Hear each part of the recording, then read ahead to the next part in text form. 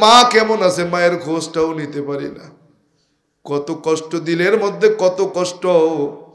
এই তো গত বছর মাকে দেখতে গেলাম, যায় দেখি দরজার সামনে ঢুকছি, মা মা বলে যখন ডাক দিয়েছি, মা বুড়ো মানুষ, কোমর বাঁকা হয়ে গেছে, হামাগুড়ি দিয়ে দিয়ে দৌড়ে আইসে কয়, বাজান তুমি আইসো নাকি?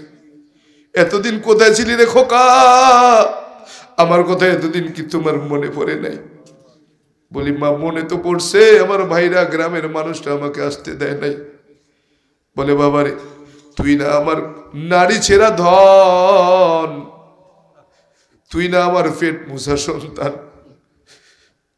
তোকে ছেড়ে থাকতে পারি না বাবা, তুই কি জানো না? এ বাবা, তুই আমাকে ছাড়া কেমনে এতদিন থাকছো, আমার কথা কি তোমার মনে পড়ে না? আরে মা কাকে বলে, মা কাকে বলে? মার কাছে যায় দেখি মা দুপুর বেলা রান্না করে। বলি, মা গো এখন প্রায় 3টা 3:30 বেজে গেল, এখনো তুমি রান্না করো, খাবে কখন? বলে, বাবা এভাবেই খাই। বলি, কেন? তোমার আর ছেলের বউরা কি তোমার সঙ্গে থাকে না গো? মা বলেন, না, ওরা তো ওদের সংসার নিয়ে ব্যস্ত, আমি একা একাই বাড়িতে পইরা আছি, কেউ আমাকে দেখে না। আরে সন্তান, যেই মায়ের কারণে তুমি দুনিয়ায় আসছো, যেই মা কত কষ্ট করছে তুমি তো জানো না। আরে কত মা সন্তানের মুখ দেখার জন্য, সন্তানের মুখে আম্মু ডাকটা শোনার জন্য জীবন পর্যন্ত বিসর্জন দিয়া দিছে। আরে তুমি তো জানো না, তোমাকে জন্ম দিতে গিয়ে মা কত রক্তপাত করেছে। বলে, এতটা রক্ত যদি কোনো পুরুষের শরীর থেকে বের হইতো, ওই পুরুষটা বাঁচত না। বিজ্ঞান প্রমাণ করছে, যেই পরিমাণ রক্ত খনন হয় মায়ের, ওই পরিমাণ রক্ত খনন যদি কোনো পুরুষের হতো, কোনো পুরুষ বেঁচে থাকতো না। বলে, মা সন্তান জন্ম দিতে গিয়ে যেই কষ্টটা করে, এই সন্তান যদি পুরুষকে দেওয়া হতো, সন্তান বাঁচতে পারতো না। জীবনের ঝুঁকি নিয়ে মা তোমার জন্ম দিয়ে, তোমার মুখের মা ডাক শুনতে গিয়ে কত মা দুনিয়া থেকেও বিদায় পর্যন্ত হয়ে গেল। কয়েকদিন আগের ঘটনা বলি, আমার এক বন্ধু, আমার এক ভাই, চরমনাইয়ের জমিনে আল্লাহর বান্দা দ্বিতীয় সন্তানের বাবা হয়েছে। আহারে কার গুজারি শুনলাম। বলে, মৃত্যুর আগের দিন সারাদিনের ঘটনা। বলে, আজকে আপনি আমাকে ছেড়ে কোথাও যাবেন না, কোথাও না, কোথাও না। সন্তানটা সারাদিন খালি মায়ের কাছে ঘুরে, মায়ের কাছে ঘুরে, এক ওয়াক্ত নামাজও কাজা করে না। ওই বিবিটা যখন সন্তান গর্ভে ছিল, বাড়িতে ছিল, বাসায় নিয়ে আসবে, গ্রামের থেকে বাসায় আসবে, বলে, স্বামী আমার তাড়াতাড়ি আপনি বাড়িটা কমপ্লিট করেন, আমি একটু আপনার বাড়িতে থাকবো। বলে, বেশি না, 1 মাস থাকবো, 1 মাসের জন্য আমাকে বাড়িতে উঠাইবেন। বাড়িতে নিয়েও আসছে, 1 মাস থাকছেও, 1 মাস পরে বাড়িতে চলে গেছে। আরে যেই রাত্রে তার ইন্তেকাল হবে, সকালবেলা ইন্তেকাল হয়েছে, রাত্রে বেলা সে তাহাজ্জুদ পড়েছে, সারা রাত ঘুমায় না। সন্তানটা বারবার বলে, আম্মু ঘুমাও না কেন? ও আম্মু, আমি তো তোমাকে ছাড়া থাকতে পারি না রে আম্মু। যখন বলতেছিল তখন আমি নিজেই নিজেকে কন্ট্রোল করতে পারতেছিলাম না। বলে, সন্তানটা ওই দিন কেমন যেন আম্মুর কাছ থেকে সরে না। সন্তানটাও সারা রাত ঘুমায় না। ফজরের আজান হয়ে গেল, বান্দি ফজরের নামাজ পর্যন্ত পড়ল। বলে, স্বামী আমার পাশে একটু বসেন, আমার পাশে একটু বইসা থাকেন, পাশে একটু বইসা থাকেন। বলে, আমার কেমন যেন ভালো লাগে না, আমার যদি কিছু হয়ে যায় আমাকে মাফ কইরা দিয়ে। আরে মা কাকে বলে? মা মা কাকে বলে? ওই সন্তানটা এখনো বেঁচে আছে, মা নাই, মা তো চলে গেছে, সন্তান রেখে গেছে, স্বামী তো আর কিছু করারও নাই। আহারে সন্তানগুলো এতিম বানাইয়া যখন চলে গেছে, কেমন এক অবস্থা হয়ে গেছে। এরে সন্তান, আজকে তোমার মা আছে, মায়ের অভাব তুমি বুঝবা না, যার মা নাই তার কাছে শুই না দেখো মা কত দামি রে। আরে মায়ের মতো মমতা, মায়ের মতো আদর কেউ করে না, কেউ ভালোবাসে না। আরে মা যে কেমন ভালোবাসে, সারাদিন সারা বছর ধরে তুমি মাকে খেতে দাও নাই, মাকে একবার মা বলেও ডাকো নাই। এরপরেও যদি তুমি একদিন এসে মাকে মা বইলা ডাক দাও, সঙ্গে সঙ্গে পিছনের সব স্মৃতিগুলো ভুইলা তোমারে বুকে জড়াইয়া ধরে। এ বান্দা, আজকে সুন্দরী বউ পাইয়া যেইভাবে তুমি শ্বশুর শাশুড়িকে মা বইলা ডাকতেছ, আরে এমন ভাবে ডাকো জীবনে কোনোদিন তোমার মাকেও এমন আদর করে ডাকো নাই রে ভাই। আরে জানো না, জানো না, জানো না ওই মা যে কত দামি, মা যে কত দামি জানো না। যাকে তুমি বউ হিসেবে গ্রহণ করছো, স্বার্থের টান পড়বে, যার কারণে তুমি মাকে ভুলে গেছো, ওই স্বার্থন্বেষী বউ যদি একটু স্বার্থের টান পড়ে তোমাকে আসামির কাঠগড়ায় দাঁড়াইতেও দ্বিধা করবে না। যেই শ্বশুর শাশুড়ির কারণে মাকে তুমি খেতে দাও না, পড়তে দাও না, ওই শ্বশুর শাশুড়ির স্বার্থের মধ্যে টান পড়লে তোমাকে ছেড়ে কথা বলবে না। এ বান্দা, তুমি জানো না মা যে কত দামি। মাকে গিয়া বললাম, মা এত বেলা হয়ে গেছে এখনো রান্না হয় নাই, কখন তুমি খাইবা? বলে, বাবা প্রত্যেক দিনের নেই, যখন রান্না হবে তখন খাবো। আমি বললাম, মা গো এই বয়সেও তুমি রান্না করে খাও, আমার তো কষ্ট হয়, তোমার কি কষ্ট লাগে না? বলে, না রে বাবা, কষ্ট কিসের, সন্তান যখন আমার দেখাশোনা করে না তো কষ্ট কিসের? আমি বলি, মা আপনি একটু পাশে বসেন না, আমি একটু রান্না করে দিই। বলে, বাবা তুই আবার রান্না করবি কেন? বললাম, মা গো রান্না তো জানি, যখন রান্না করতে পারি একটু রান্না করে তোমাকে একটু খাওয়ায় দিই। বলে, বাবা 21টা বছর আমার কথা মনে পড়ে নাই, আজকে এত ভালোবাসা এত আদর নিয়ে আসছো রে, এতদিন পরে আমার কথা তোমার মনে পড়ছে। আমি বলি, মা উপায় ছিল না, আমি নিরুপায়, আমার ভাইরাও আসতে দেয় নাই, আমার গ্রামের লোকেরাও আসতে দেয় নাই। ও মা একটু বসো না, আমি রান্না করে তোমাকে একটু খাওয়াইয়া দিই।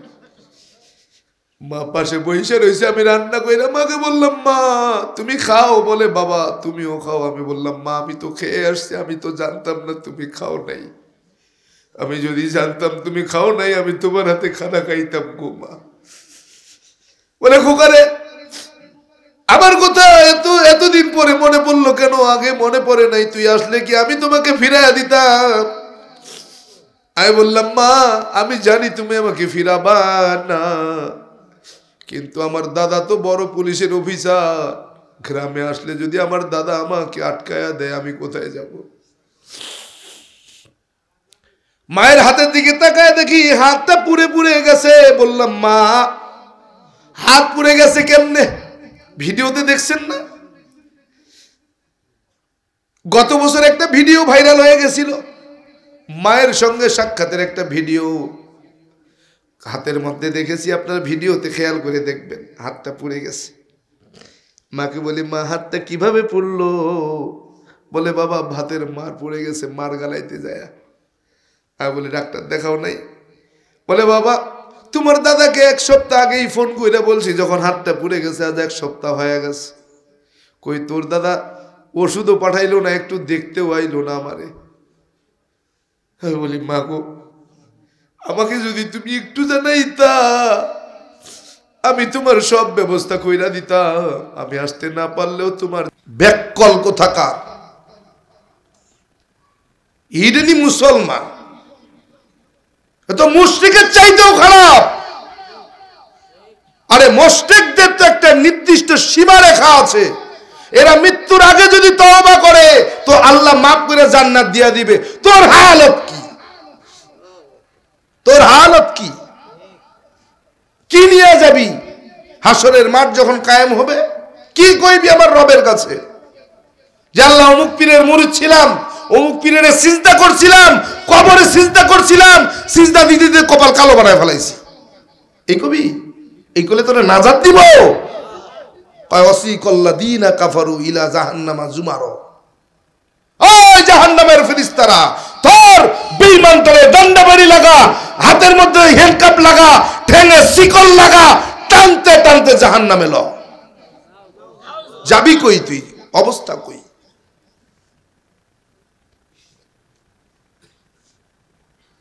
কি বুঝাইতাম? আজীব ঘটনা। বাংলাদেশটা কেমনে চলতেছে, যেই দেশের মতো শতকরা 92 জন মুসলমান যেই দেশে বসবাস করে, সেই দেশের মতো দেশে আরে কি মাজার আর কবর পূজায় শুরু হয়ে গেছে, কি পীর পূজায় শুরু হয়ে গেছে, যে মুসলমানদেরকে এরা মুশরিক বানায় ফেলাইতেছে।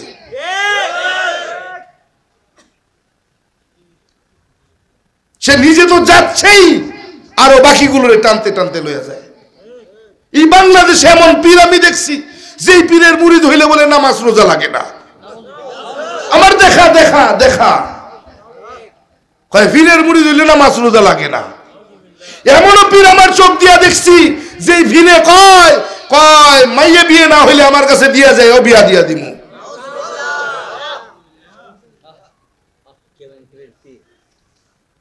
আজীব আজীব আজীব আজীব একটা দেশে বাস করি। ইনি বাংলাদেশ মুসলিম বৃহত্তম দ্বিতীয় মুসলিম কান্ট্রি এটা বলে, বিশ্বের মধ্যে বলে দ্বিতীয় মুসলিম কান্ট্রি এটা বাংলাদেশ। এই দেশের মধ্যে যত প্রকার ভেজাল কল্পনা করা যায়। আমি হিন্দুর ঘরে থেকে এসে বুঝলাম, তুই মুসলমানের বাচ্চা বুঝলি না? তোর মতো বেহায়া বেলা যাবে শরম আছে নাকি? ব্যাককল কোথাকার। কবে বুঝবি? কবরে গেলে।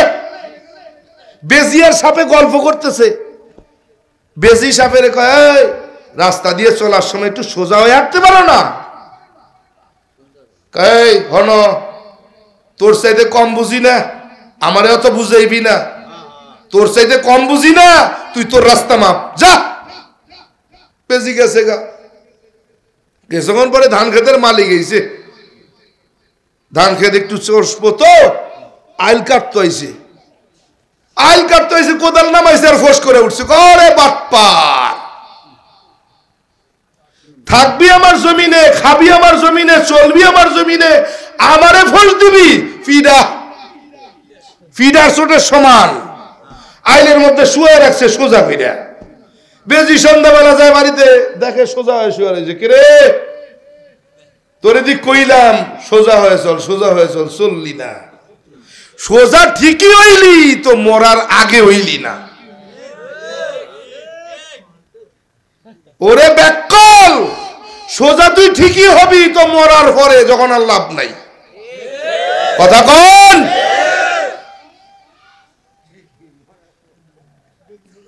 বেশি বেজার হইতেছে? কষ্ট হচ্ছে? বেশি গরম হয়ে যাচ্ছে বোধহয় না? না মুসলিম কিন্তু মনে রাখবেন, এরা মরতেও ভয় পায় না, মারতেও ভয় পায় না। দুনিয়াতে আসছি যখন যেতে হবে, এটাই বাস্তব। জন্মেছি যখন মৃত্যু হবে, এতে সন্দেহ নাই। 2 দিন আগে না হয় 1 দিন পরে, এই তো পার্থক্যটা এতটুকু। হয় 2 দিন আগে মারা যাবো, না হয় 2 দিন পরে, কিন্তু হায়াত না ফুরানো পর্যন্ত যাব না। কি ঠিক কি না? হায়াত যতক্ষণ আছে ততক্ষণ আমাকে কেউ দুনিয়ার থেকে ওপারে বাড়াইতে পারবে না। অতএব ভয় কিসের? বাঁচাবার মালিক আমার রব, মারাবার মালিক আমার রব। তো টেনশন কিসের? ভয় করো তো রবকে করো, যে আমাকে বাঁচাতে মারতে পারে। টেনশন হচ্ছে? আল্লাহ, ভয় করে কতদিন চলবেন বলেন তো? কতদিন? এই ভয়ই আপনাকে ধ্বংস করে ফেলবে। এজন্য ভয়, দিল থেকে ভয় দূর করে ফেলতে হবে যদি আপনি সুস্থ হয়ে বাঁচতে চান। এছাড়া আপনি সুস্থ হয়ে বাঁচতে পারবেন না। সুস্থ অবস্থায় যদি বাঁচতে চান তো ভয় হটান। ভয় থাকলে আপনি সুস্থতার সহিত বাঁচতে পারবেন না। কথা কন? এজন্য প্রিয় ভাই, যেটা বলতেছিলাম, কি বলতেছিলাম? লাইন শাকারতুম লাযিদান্নাকুম, মনে আছে? ওয়ালা ইন কাফারতুম ইন্না আযাবি লাশাদীদ। রব্বে কারীম আল্লাহ তাআলা বলে, বান্দা নিয়ামত পাইয়া নিয়ামতের শুকর আদায় করো। শুকর আদায় যদি করতে পারো, আমি আল্লাহ তাআলা তোমার নিয়ামতকে বাড়াইয়া দিব। জোরে কর না, আরো জোরে কর। আর নিয়ামত পাইয়া যদি আমার না শুকরিয়া আদায় করো, ওয়ালা ইন কাফারতুম ইন্না আযাবি লাশাদীদ। আমি আল্লাহ তাআলা শুধু তোমার নিয়ামত ছিনিয়ে নিয়েই দাঁড়াবো না রে মুমিন, তোমার নিয়ামত আমি শুধু কেড়ে নিয়েই দাঁড়াবো না। ইন্না আযাবি লাশাদীদ। আর আমি আল্লাহ তাআলা নিয়ামত ছিনাইয়া নেব, পরপর আমি আল্লাহ তাআলা তোমাকে কঠিন আযাবে গ্রেফতার করব। বলে বান্দা, আমি যখন কাউকে ধরি মজবুত কইরা ধরি, নরম কইরা ধরি না। বলে আমার ধরা বড় কঠিন ধরা। ইন্না বাতশা রাব্বিকা লাশাদীদ। আমি যখন কাউকে ধরি ছুটতে পারে না। কথা বলেন, আমি ছাড় দেই কিন্তু ছেড়ে দেই না। আমি ছাড় দেই কিন্তু ছাড়ি না। এ বান্দা, আমি আল্লাহ তাআলা দুনিয়ার জমিনে তোমাকে স্বাধীনতা দিয়া দিলাম। যেমন তুমি দুনিয়ার জমিনে ঘুড়ি উড়াও, ঘুড়ি লাটাইটা তোমার কাছে রাখো, ঘুড়িটা আসমানের দিকে চাইরা দাও। আরে ঘুড়িটা যখন চোখের আড়ালে চলে যায়, অনেক দূর উঠে যায়, মনে করে অনেক দূরে চলে আইছে, আমার আর মালিক পাইতো না। ঘুড়ি টাটা টাটা বাই বাই দেয়, আর বলে মালিক অনেক দূরে আইসা পড়ছি, তুমি আমারে আর পাইবা না। মালিক কয়, রে ঘুড়ি, যতই তুমি টাটা আর বাই বাই দাও না কেন, লাটাই কিন্তু আমার হাতে। যত দূরেই তুমি যাও না কেন, লাটাই কিন্তু আমার হাতে। আমি যদি লাটাই একবার গোছানো শুরু করি, যত দূর তুমি যাও না কেন আমার হাতে ধরা দিতে হবে। কুল্লু নাফসিন যায়িকাতুল মাউত সুম্মা ইলাইনা তুরজাউন। আল্লাহু আকবার। আল্লাহ পাক রব্বুল আলামিন বলে, বান্দা দুনিয়ার জমিনে আমি তোমারে স্বাধীনতা দিয়া দিছি, আমি তোমারে কিচ্ছু বলবো না। তোমার যা মনে চায় তাই তুমি করো, যা খাইতে চায় তা তুমি খাও, যা করতে চায় তা তুমি করো, কিচ্ছু বলবো না, কোনো কাজে বাধা দেব না, নিষেধ করব না। বান্দা তোমার যেভাবে মন চায় সেভাবে চলাফেরা করো, আমি তোমারে কিছুই বলবো না। কিন্তু রে বান্দা, কুল্লু নাফসিন যায়িকাতুল মাউত, এ বান্দা নাটাই আমার হাতে। তুমি যতই দৌড়াও আর টাটা বাই বাই দাও, আমি আল্লাহর কাছে নাটাই যখন গুছানো শুরু করব, আমার হাতে তোমার ধরা দেওয়া লাগবে। সুম্মা ইলাইনা তুরজাউন। আল্লাহু আকবার। বলে আমার কাছে তোমার ফিরে আসাই লাগবে, পালাই তুমি বাঁচতে পারবা না। আজ পর্যন্ত কেউ পালায়া বাঁচতে পারে নাই। ওই নমরুদে নিজেরে খোদাই দাবি কইরা আমারে মানে নাই, ওই নমরুদ কিন্তু দুনিয়ার জমিনে নাই। ওই ফিরাউন নাই, নিজেরে খোদা দাবি করছে, গোপনে আমার কাছে তার ইবাদত করছে, গোপনে আমার কাছে ক্ষমা চাইছে। ওই ফিরাউন নাও কিন্তু নাই। এরে বান্দা, ওই সাদ্দাত নিজে গোটা দুনিয়ার বাদশাহী করছে, গোটা দুনিয়ার জমিনে বাদশাহী করছে, হুকুমত কায়েম করছে। ওই সাদ্দাতও কিন্তু দুনিয়ায় নাই। ওরে বান্দা, ওই হামান আসছে, কারুন আসছে, চলে গেছে। সাদ্দাম আসছে, গাদ্দাফি আসছে, চলে গেছে। কোথাকার কি হনু? তুমি এমন কিসের হনু হইছ? নিজে কিছু টাকার মালিক, সম্পদের মালিক হইয়া, নিজে কিছু ক্ষমতার দাপট পাইয়া আজকে তুমি এমন ভাবটা লও যেন দুনিয়ার সব ক্ষমতা আমি আল্লাহ তোমারে দিয়া দিছি, আমার কোনো ক্ষমতা নাই। ঠিক কিনা? এ বান্দা, তুমি যত বড় হনু হও না কেন, কুল্লু নাফসিন যায়িকাতুল মাউত, এ বান্দা মরণ কিন্তু তোমার হবে। এই মরণ থেকে পালায়া বাঁচার উপায় নাই। এজন্যই তো কবি বলে, মরণ থেকে যতই পালাও মরণ তোমায় লইবে ঘিরি, যদিও সুদূর আকাশ পানে লুকাও সেথা লাগিয়ে সিঁড়ি। নদী পথে নৌকা চালাও ওহে মাঝি ভাই, বেলা ডুবার আগে আমি ওপার উঠতে চাই। ডুবে গেলে বেলারে আর ওঠে না, ভেঙে গেলে মেলারে আর জমে না।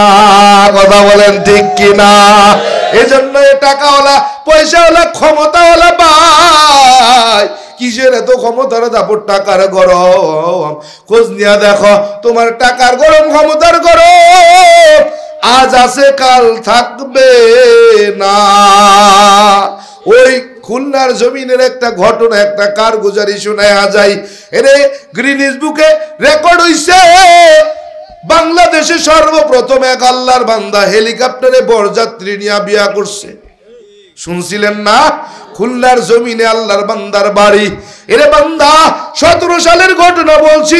ওই 17 সালে খুলনার জমিনে একটা মাহফিলের দাওয়াতে গেলাম। গাড়িতে রিসিভ করার জন্য রাহাবার হিসেবে মাহফিল থেকে এক আল্লাহর বান্দা আইসা গাড়ির সামনে বইছে। একটা বিড, ওই আবু নাসের হাসপাতাল, এখন যারা গেছেন তারা চিনবেন। আবু নাসের হাসপাতাল যেখানে হইছে ওই জায়গায় একটা গতিরোধক ছিল, একটা বিড ছিল। ওই বিডের কাছে যায় গাড়িটা স্লো করছে। এক আল্লাহর বান্দার বান্দি বুড়া আর বুড়ি গাড়ির সামনে যায় কয়, স্যার কিছু সাহায্য দিয়া যান। রাহাবার ডাক দিয়া বলে, হুজুর এই বান্দা বান্দিরে কি আপনার চেনা আছে? বললাম না না। বলে হুজুর পরিচয় দিলেই সহজে চিনা ফালাইবেন। বললাম কি তার পরিচয় বলেন? বলে হুজুর গ্রিনিস বুকে আল্লাহর এক বান্দার নাম উঠাইছে, বাংলাদেশের এক ব্যক্তি যে সর্বপ্রথম বিয়ে করছে বরযাত্রী নিয়ে হেলিকপ্টারে গিয়া। বলে হ্যাঁ হ্যাঁ শুনছি। বলে যেই হেলিকপ্টারে বউ আর বর সাইজে আসছে ওই ব্যক্তি দুইজন কি চেনেন? আমি কই না না চিনি না। বলে হুজুর এই যে বান্দা আর বান্দি বুড়া আর বুড়ি রে দেখেন, ওই সেই হেলিকপ্টারে বিয়ে করা বুড়া আর বুড়ি দম্পতি। আল্লাহ তাআলা চাইলে কাকে বড় লোক কাকে ফকির বানাবে এটা একমাত্র আমার আল্লাহই জানে। এজন্যই তো কবি বলেন, নদীরে পার ভাঙে ওপার করে, এই তো রবের খেলা। সকাল বেলার বাদশারে তুই ফকির সন্ধ্যা বেলা। কথা বলেন ঠিক কিনা? এই টাকাওয়ালা ক্ষমতাওয়ালা ক্ষমতার দাপটওয়ালা ভাই, কিসের এত ক্ষমতার দাপট? টাকার গরম। খোঁজ নিয়ে দেখো তোমার টাকার গরম, ক্ষমতার দাপট চিরকাল থাকবে না। আজ আছে কাল থাকবে না। এই দুহার এলাকার টাকাওয়ালা ক্ষমতাওয়ালা ভাই, কিসের এত টাকার গরম ক্ষমতার গরম? ঢাকার জমিনে যায় দেখো তোমার চাইতে টাকাওয়ালা ক্ষমতাওয়ালা কিন্তু কম নাই। এলাকার জমিনের টাকাওয়ালা ক্ষমতাওয়ালা ভাই, খোঁজ নিয়ে দেখো তোমার চাইতে তোমার টাকার গরম ক্ষমতার গরম ইন্ডিয়ার জমিনে গেলে টিকবে না। এরে ইন্ডিয়ার জমিনের টাকাওয়ালা ক্ষমতাওয়ালা ভাই, কিসের এত টাকার গরম ক্ষমতার গরম? খোঁজ নিয়ে দেখো তোমার টাকার গরম ক্ষমতার গরম আমেরিকার রাশিয়ার জমিনে গেলে টিকবে না। এরে আমেরিকার রাশিয়ার জমিনের টাকাওয়ালা ক্ষমতাওয়ালা ভাই, কিসের এত টাকার গরম ক্ষমতার গরম? খোঁজ নিয়ে দেখো তোমার টাকার গরম ক্ষমতার গরম আমার রব্বে কারিম আল্লাহ তাআলার কাছে টিকবে না। কোটি টাকার মালিক দেখো অভাব হয় না দূর, কোটি টাকার মালিক দেখো অভাব হয় না দূর, গরিব ঘুমায় আরাম করে মনটা বাহাদুর। ফিরআউনের লাশটা দেখো মিশর জাদু ঘরে, খায় না মাটি পোকা মাছি সবাই ঘৃণা করে। হৃদয় তাকি বেজার নম্রতা সদা, রহমত আসিবে সেটা প্রভুর ওয়াদা। বড়র বড়াই থাকলে দিলে রহমত আসবে না, নিজেকে নিজে ছোট মনে করিও সদা। উঁচু জমিন থেকে পানি নিচু জমিনে যায়, তেমনি খোদার রহমত আসে নম্রতার হৃদয়। ভোগ বিলাসের বাড়ি গাড়ি পরে রবে সব, ভোগ বিলাসের বাড়ি গাড়ি পরে রবে সব, থাকতে সময় স্মরণ করো আল্লাহ আমার রব, থাকতে সময় স্মরণ করো আল্লাহ আমার রব। আমাদের রবকে চিৎকার দিয়া বলেন আমাদের রবকে। ইন্নাল্লাযীনা ক্বালু রাব্বুনাল্লাহ, ইন্নাল্লাযীনা ক্বালু রাব্বুনাল্লাহু সুম্মা ইসতাকামু ফালা খাউফুন আলাইহিম ওয়ালা হুম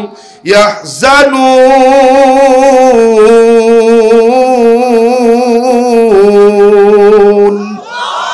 ফি কালামে জিন্দা কুরআনে হাকিম, হিকমতে উলায়া জালাস্ত কদিম, জামিউল আলমে ফিল কুরআনে হাকিম, তাকাসুরাত আনহু আফামুর রিজালিন। আমাদের রবকে।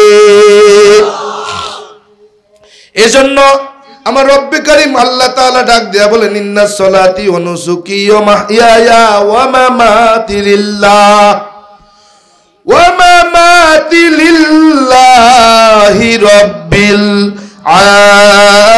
আলামিন। আল্লাহ পাক রব্বুল আলামিন ডাক দা বলেন, কুল এ নবী জানায়া দেন, ইন্নাস সালাতি ওয়া নুসুকি ওয়া মাহইয়ায়া ওয়া মামাতি লিল্লাহ। আমার রব্বে কারীম আল্লাহ বলেন, ও নবী জানায়া দেন, নিশ্চয়ই তোমার নামাজ, তোমার ইবাদত বন্দেগী, তোমার কুরবানি, তোমার হায়াত, তোমার মউত, এ বান্দা তোমার দান সদকা, তোমার যা কিছু আছে সব হতে হবে লিল্লাহি রাব্বিল আলামিন, আমি একমাত্র আল্লাহ তাআলার জন্য হতে হবে। এ বান্দা তুমি আলেম হবা, বলে আমি আল্লাহর জন্য, বলে হাফেজ হবা আমি আল্লাহর জন্য, হজ করবা আমার আল্লাহর জন্য, নামাজ পড়বা আমি আল্লাহর জন্য, রোজা রাখবা আমি আল্লাহর জন্য, পর্দা করবা আমি আল্লাহর জন্য, বান্দা দান সদকা করবা আমি আল্লাহর জন্য, সুদ ঘুষ ছাড়বা আমি আল্লাহর জন্য, জেনা বেবিচারি ছাড়বা আমি আল্লাহর জন্য, বান্দা মদ নেশা ছাড়বা আমি আল্লাহর জন্য। এ বান্দা যা কিছু করবা সব আমি আল্লাহর জন্য। এই যতক্ষণ পর্যন্ত সব কিছু আমার জন্য না হবে, ততক্ষণ পর্যন্ত তুমি দুনিয়াতে ভালো থাকবে, আখিরাত হারাবে। বলে কেমন? আগে সর্বপ্রথম ওলামায়ে কেরামরে দিয়া বলি, ওলামায়ে কেরামরে দিয়া, নাইলে পাবলিক আবার মনে করবে দেখছো আমাগরে সাইজ করে ওলামায়ে কেরামরে কিছুই কয় না। এই জন্য আমার আল্লাহ পাক রব্বুল আলামিন কাল হাসরের মাঠ যখন কায়েম হয়ে যাবে, এই রকম কুরসি নিয়ে বয়া থাকবে, বান্দাগুলো সামনে থাকবে, বলে আল্লাহ তাআলা ডাক দেবে, হাফেজরা চলে যাবে জান্নাতের দিকে রওনা করবে, আল্লাহ তাআলা ডাক দেয়া বলবে, হাফেজ সাহেব একটু দাঁড়ান। বলে আল্লাহ কেন? বলে হাফেজ সাহেব কই যান? বলে আল্লাহ আপনার জান্নাতে যাই, আপনার নবী বলছেন ওই তার তিলের সাথে তিলাওয়াত করতে করতে তোমার মঞ্জিল খুঁজে নাও। বলে আল্লাহ তিলাওয়াত শুরু করছি, আমার জান্নাত আমার মঞ্জিলে আমি যাই। বলে না না, আগে যাওয়া যাবে না, একটু দাঁড়াও। বলে রব কেন দাঁড়াবো? বলে হাফেজ সাহেব বলেন তো আপনার দিলের খবর জানে কেডা? কে জানে? কে? বলে হাফেজ সাহেব আপনার দিলের খবর জানে কে? বলে আপনি। বলে বলো তো কেন তুমি দুনিয়ার বুকে বড় হাফেজ হইছো? কেন তুমি বড় হাফেজে কোরআন হইছো? এত জাদরেল হাফেজ কেন হইছো? কেন তুমি আমার কাছে চাইছো? বলে আল্লাহ একমাত্র আপনাকে রাজি খুশি করার জন্য। আল্লাহ করে হাফেজ সাহেব তোমার দিলের খবর জানে কেডায়? বলে আপনি। বলে তুমি তো হাফেজ হইছো, জাদরেল হাফেজ হইছো, দুনিয়ায় তোমারে বড় হাফেজ সাহেব কইয়া ডাকবে, যেইখানে ভাইবা নিবে আপনারে দাওয়াত দিয়া ডাকবে, পরীক্ষা নেবেন আপনি, ভাইবার পরীক্ষা নেবেন আপনি, এজন্য বড় হাফেজ হইছেন। বলে দুনিয়ায় সবাই আপনারে সালাম করবে, এজন্য হাফেজ হইছেন। বলে হ্যাঁ হ্যাঁ বলে ও হাফেজ সাহেব দুনিয়ার জমিনে আপনার চাওয়া পূরণ কইরা দিছি দুনিয়ার জমিনে আপনারে কি বড় হাফেজ কয় নাই পরীক্ষায় কি আপনারে পরীক্ষক বানায় নাই এ হাফেজ সাহেব দুনিয়ার জমিনে আপনারে কি সবাই সম্মান করে নাই বলে হ্যাঁ হ্যাঁ করছে বলে বান্দা দুনিয়ার জমিনে আমি আপনার পুরস্কার সব দিয়া দিছি আজকে কিছু নাই ওই যে জাহান্নাম দেখা যায় তাড়াতাড়ি জাহান্নামে যাও এই হলো একজন হাফেজের হালত বড় মাওলানা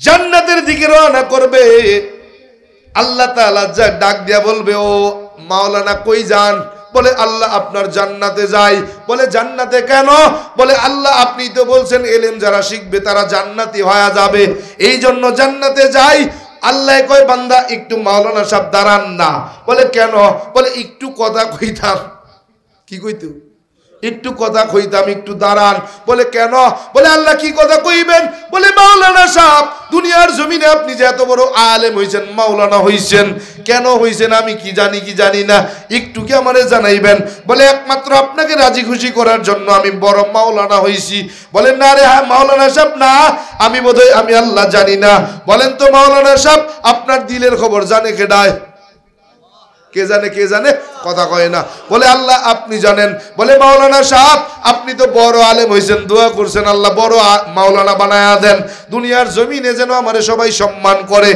আরে মাওলানা বড় মাওলানা কই একটা চেয়ার সামনে আগা দেয় একটা সালাম জোরে জোরে দেয় বলে আমারে সবাই ভয়ে ভয়ে কথা বলে বড় মাওলানা হব এই জন্য আপনি মাওলানা হইতে চাইছেন আমি আল্লাহ আপনারে কি বড় মাওলানা বানাই নাই দুনিয়ায় কি আপনারে সম্মান দেয় নাই দুনিয়ায় কি আপনারে সবাই ভয় করে নাই কহা করছে কয় তাইলে আর কি যান আপনি যা চাইছেন দুনিয়ার জমিনে দিয়া দিছি হাসরের মাঠে নাই যান আপনার জন্য জান্নাত নাই জাহান্নাম হাজী সাহেব দৌড়াবে কই যান বলে আল্লাহ জান্নাতে যাই বলে কেন ও আল্লাহ আপনি ঘোষণা দিয়েছেন আপনার ঘরটা যে তোয়াফ করবে আমার রাসূলের রওজা যে জিয়ারত করবে সে জান্নাতে যাবে বিনা হিসাবে আয় আল্লাহ জান্নাতে যাই আল্লাহ কয় হাজী সাহেব একটু দাঁড়ান না দুইটা কথা কয় আল্লাহ কি কথা বলে হাজী সাহেব আপনার দিলের খবর জানে কেডা জানে আল্লাহ আপনি জানেন আল্লাহ কয় বান্দারে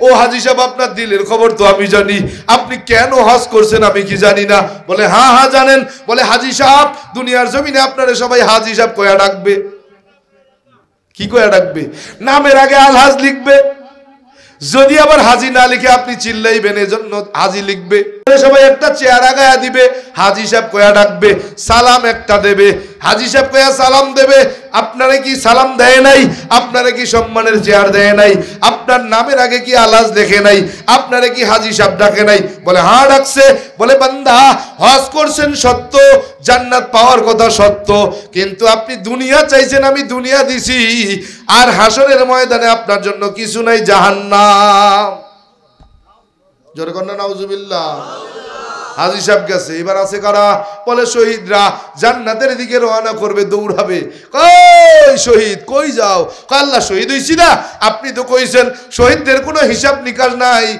বিনা হিসেবে জান্নাতে যাবে আল্লাহ কয় শহীদ একটু সামনে আসো তোমার সঙ্গে দুইটা কথা কই শহীদরে ডাক দিয়া কয় ও শহীদ তোমার দিলের খবর জানে কেডা কয় আপনি কেডা জানে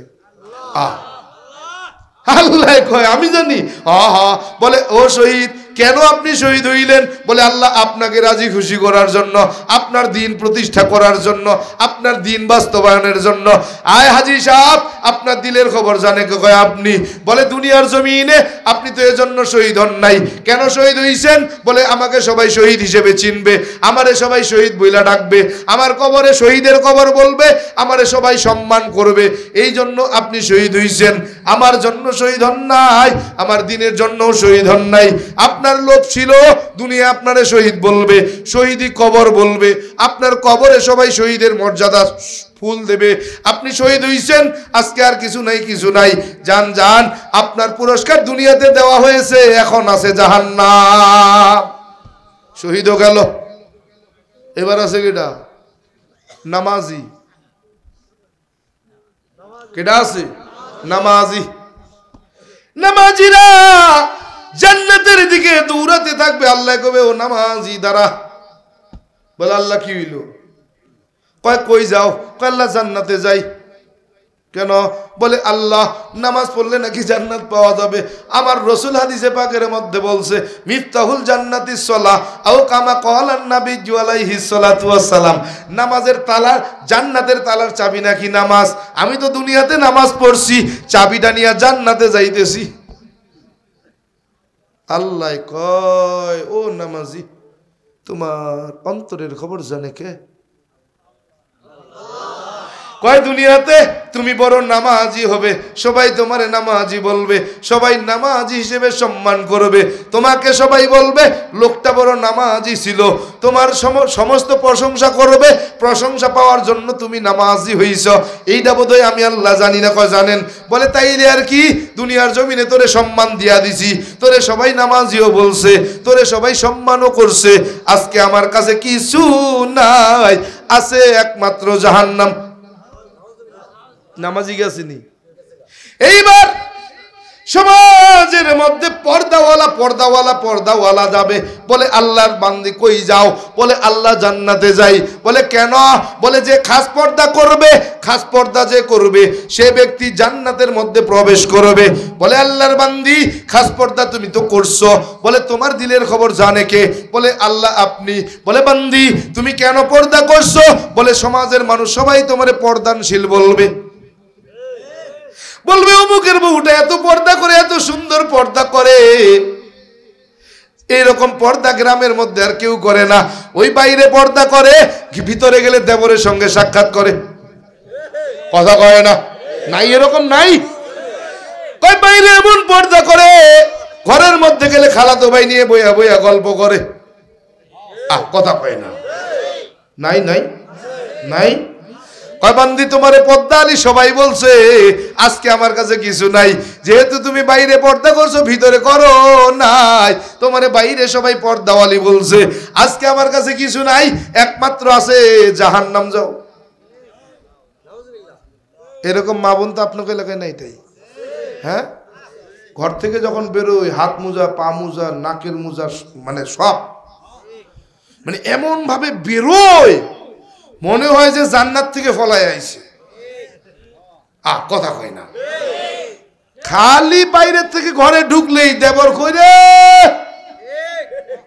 কে কে কয় দেবর তো ছেলের মতো, ভাবি তো মায়ের মতো। জোরে কন নাউজুবিল্লাহ, কোন জোরে?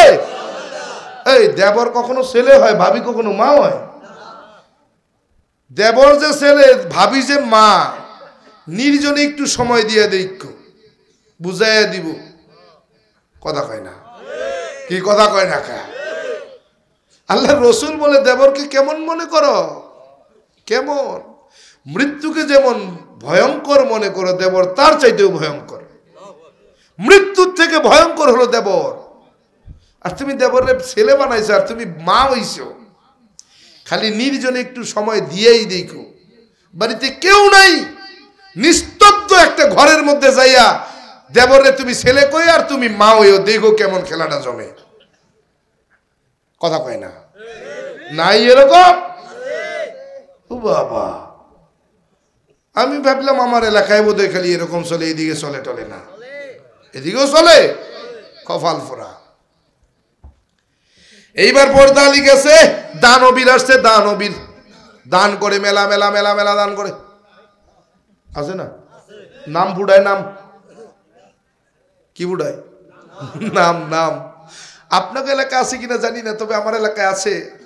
রমজান মাস আসতেছে না, রমজান মাস লিস্ট করে, লিস্ট করে যেদিন তারাবি শেষ হবে, খতম তারাবি শেষ 27-এ রাত্রে মাইকে ঘোষণা দেয়, মাইকে বলে মুসল্লিরা সবাই শুনুক, গ্রামের মানুষ সবাই শুনুক, কি অমুক 5000, অমুক 3000, অমুক 2000, অমুক 1000, অমুক 500।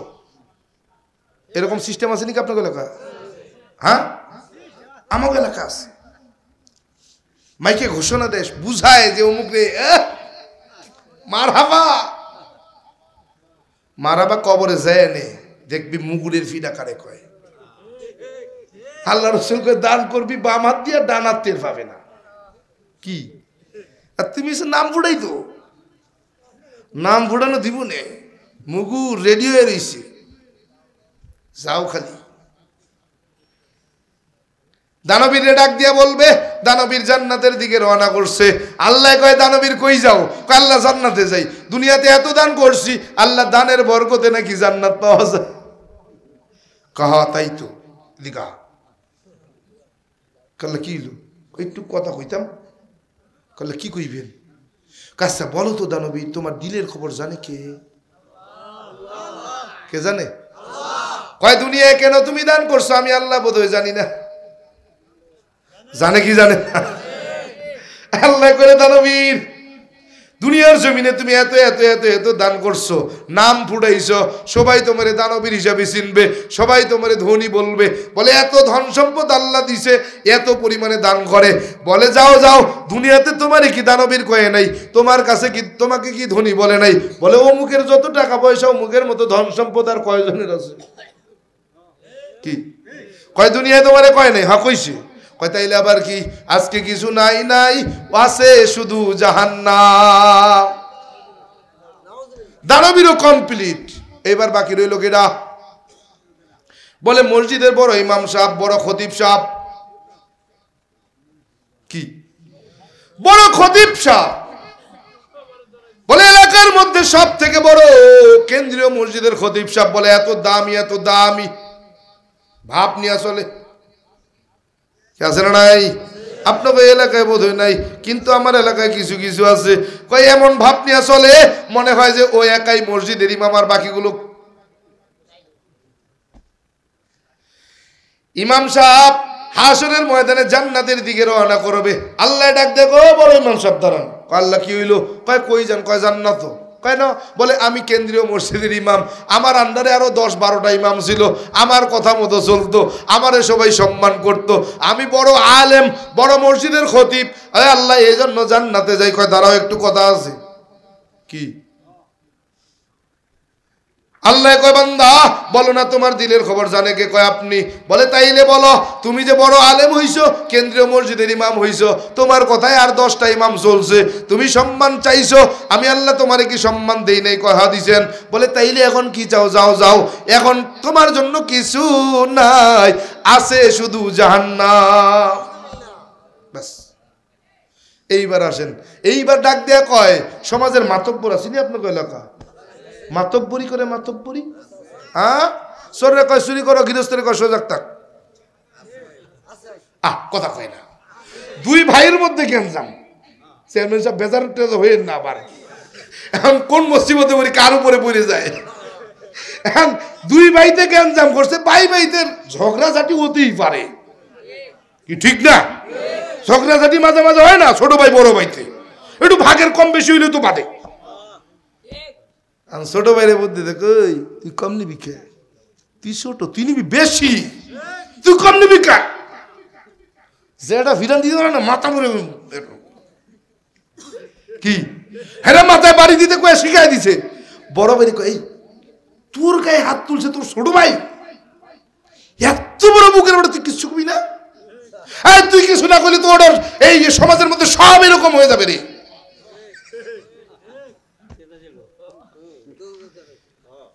মাতব্বর সাহেব কি করতাম? কয় থানা ছিল না, যা মামলা কর। দিছে মামলা করে বড় ভাই। ছোট ভাই এসে এই শুনছিস, ভাই ভাইতে গেঞ্জাম হতেই পারে, তাই বলে কি মামলা মোকদ্দমায় যাইতে হবে রে? তাই বলে কি মামলা মোকদ্দমায় যাইতে হবে? তোর বড় ভাই মামলা করে আইছে, তুই বাঁচতে ছেলে তাড়াতাড়ি কাউন্টার মামলা কর। কি এবার দুই ভাইতে মামলা বাধাই দিছে। বাধাই দিয়ে ও পাশে বসে খালি মোসে তেল নিচ্ছে আর কইতেছে, কয় যত বুদ্ধি লাগে আমি আছি, থানায় কন্ট্রোল করার দায়িত্ব আমার, দে 10,000। থানা দেখবুনি আমি, ওরে সাইজ না করে ছাড়তেছি।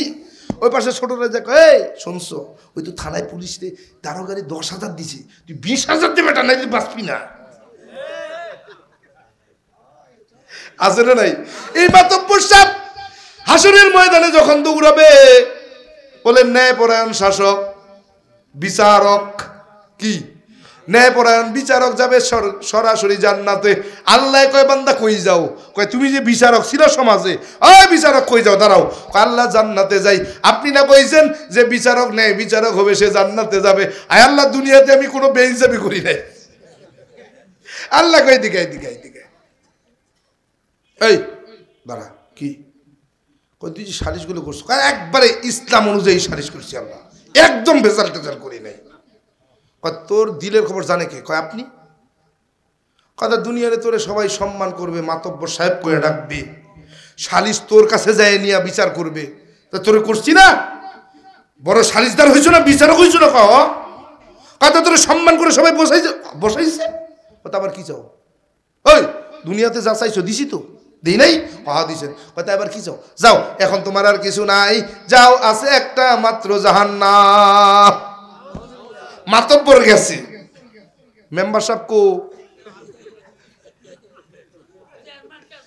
হ্যাঁ, আরে দাঁড়ান না, সবাই রে সাইজ করতেছি, কাউরে সাইডে দিয়ে যাবো না রে। যা ভাবতেছেন তা না, ওই যে কইছি না, মুসলিম তো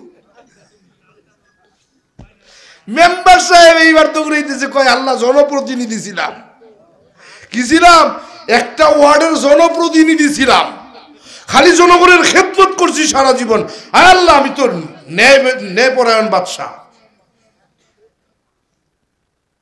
একমাত্র আপনার দিনের খাতিরে আমি ন্যায়পরায়ণ, আমি কোনো অন্যায় করিনি, সব জনগণের খেদমত করছি খালি। আল্লাহ কয় তা কই যাও? কয় আল্লাহ জান্নাতে যে আপনি কইছেন ন্যায়পরায়ণ বাদশার জন্য জান্নাত, তা আবার কি? কয় তাই, এদিকেও কি হইল? হ্যাঁ, তোর দিলে খবর জানে কেনা? আল্লাহ আপনি। কথা তুই যে মেম্বার হবি, সবাই তোর মেম্বার সাহেব করে ডাকবে, আর বিচার আচারে বিপদে পড়লে তোর কাছে দৌড়াবে, এই জন্য তুই মেম্বার হয়েছিলি না? কি করবে? বোকার মতো দাঁড়ায় রয়েছে। আল্লাহ তোর দিলের খবর আমি জানি না, তুই তো এই জন্যই মেম্বার হয়েছ। এখন আর তোর কিচ্ছু নাই, যা, তোর জন্য আছে একমাত্র জাহান্নাম, আর কিচ্ছু নাই। মেম্বার সাহেব গেছে, চেয়ারম্যান সাহেবরে ডাকবে, ওই চেয়ারম্যান সাহেব, এই দাঁড়ান দাঁড়ান দাঁড়ান, কই যান কই যান? আপনি তো মানে ইউনিয়নের উন্নয়ন যা করছেন, একেবারে প্রশংসায় পঞ্চমুখ সব, তেমন কই যান? কয় জান্নাতে যাই। আমি জনগণের সেবা করছি না, জনপ্রতিনিধি আমি, একেবারে ন্যায়পরায়ণ বাদশা, আমি কোনো অন্যায় করি নাই। কেন করছিলেন? একমাত্র আপনাকে রাজি খুশি করার জন্য। আমি আল্লাহ বোধ জানি না, কি জানে কি জানে না? কয় তোমারে যে সবাই চেয়ারম্যান কইবে, তুমি যে সবাই রে তুমি উন্নয়ন করলে তোমারে কইবে, ওরে বাবা আমাকে চেয়ারম্যান কি যে উন্নয়ন করছে, তুমি প্রশংসায় পঞ্চমুখ হবে, খুশি হয়ে যাবে, তুমি সবার কাছে ভালোবাসা পাবে। এই জন্যই তো তুমি চেয়ারম্যান হয়েছিলা, এজন্যই তো তুমি উন্নয়ন করছিলা। আজকে কি চাও? আল্লাহ জান্নাত দুনিয়ায় দিয়া দিছি, আজকে কিচ্ছু নাই, ওই দেখো জাহান্নাম। এরকম প্রধানমন্ত্রী পর্যন্ত যাবে। কোন পর্যন্ত? ওখানে যায় শেষ। ও যে জাতিসংঘ আছে, জাতিসংঘের যে প্রেসিডেন্ট চেয়ারম্যান, উনি পর্যন্ত যাবে। যাওয়ার পরে সবার এইভাবে হিসাব কিতাব শেষ। এর পরে হলো ধরবে বাকিগুলোরে পর্যায়ক্রমে, যারা আল্লাহ তাআলার জন্য করবে। এই জন্য আল্লাহ বলছেন যা করবা লিল্লাহি রব্বিল আলামিন, আমার জন্য করতে হবে। কার জন্য করতে হবে? আপনি যে নামাজ পড়বেন আল্লাহর জন্য, রোজা রাখবেন আল্লাহর জন্য, পর্দা করবেন আল্লাহর জন্য, সুদ ঘুষ ছাড়বেন আল্লাহর জন্য, এ বান্দা হালাল হারাম বেছে খাবেন আল্লাহর জন্য, বান্দার নেক আমল করবেন আল্লাহর জন্য। এক কথায় আপনি জন্মের পরে মৃত্যুর আগে যা করবেন আল্লাহর মহব্বত নিয়ে, রসুলের তরিকা নিয়ে, সব কিছু হবে একমাত্র আমার আল্লাহর জন্য। কার জন্য? কার জন্য? আপনার বাঁচা মরা সব আল্লাহর জন্য হতে হবে। কার জন্য হবে? যদি আপনি করতে পারেন, আমার রব্বে কারিম আল্লাহ তাআলা অন্য আয়াতের মধ্যে জানায়া দেয়, ইন্নাল্লাযীনা আমানু ওয়া আমিলুস সলিহাত উলাইকা হুম খায়রুল বারিয়াহ। আমার রব্বে কারিম আল্লাহ তাআলা জানায়া দেয়, নিশ্চয় যারা ঈমান আনবে, নেক আমল করবে, সে দুনিয়ায় কামিয়াব, আখিরাতেও কামিয়াব হয়ে যাবে। সুবহানাল্লাহ কইবেন না? দুনিয়া আখিরাতে সফল হয়ে যাবে। রব্বে কারীম আল্লাহ তাআলা বলেন, বান্দা সফল যদি হইয়া যাও, আমি আল্লাহর পুরস্কারের ঘোষণাও শোনো। জাযাউহুম ইনদা রাব্বি, আমি রবের পক্ষ থেকে পুরস্কারের ঘোষণাটাও শুইনা যাও। বলে কি পুরস্কার? জান্নাতিন তাজরি মিন তাহতিহাল আনহার, বলে এমন একটা জান্নাত যেই জান্নাতের নিচ দিয়ে একটা নদী প্রবাহিত হবে, নহর প্রবাহিত হবে, যেই নদীর পানিটা হবে দুধের চাইতেও সাদা, মধুর চাইতেও মিষ্টি। খালিদিনা ফিহা আবাদা, বলে এই জান্নাতের মধ্যে থাকবে কতদিন? বলে 10,000 বছর। এরপরে জান্নাতের তোমার মৃত্যু হয়ে যাবে, জান্নাত থেকে বের হয়ে আসবে। মরবে না? আকি মরণ নাই? ও কি, ও ভুল করে ফেলাইছি, স্লিপ করছে, স্লিপ। বলে কেমন? এই এক পণ্ডিত মশাইয়ের বক্তব্য শুনতে যায়, হলো স্লিপ করে ফেলাইছি। আর পণ্ডিত মশাই বক্তব্য দিচ্ছে, বক্তব্যের মধ্যে বলতেছেন, সঞ্জয় বাবু, স্বর্গে একটা অসুবিধা আছে। বলে কি? দুনিয়াতে যেমন শান্তি নেই, স্বর্গেও শান্তি নেই। কেমন তার সেরা চিন্তা করা যায়? দুনিয়াতে যেমন শান্তি নাই, স্বর্গেও শান্তি নাই। স্বর্গে একটা সমস্যা আছে। কি অসুবিধা আছে? কি?